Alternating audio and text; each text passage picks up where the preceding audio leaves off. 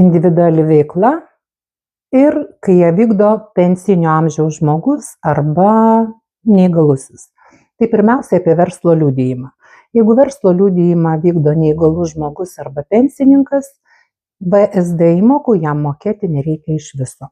Dėl PSD įmokų yra kita kalba, PSD įmokas teks sumokėti už verslo liudijimo dienų skaičių pateikus metinę pajamų deklaraciją.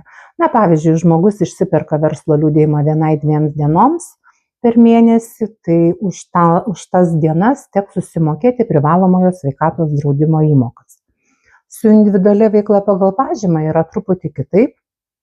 Jeigu esi neįgalus arba esi senatvės pensininkas, turi pensininko pažymėjimą ir vykdai individualią veiklą pagal pažymą, nei PSD, nei VSD įmokų mokėti nereikia.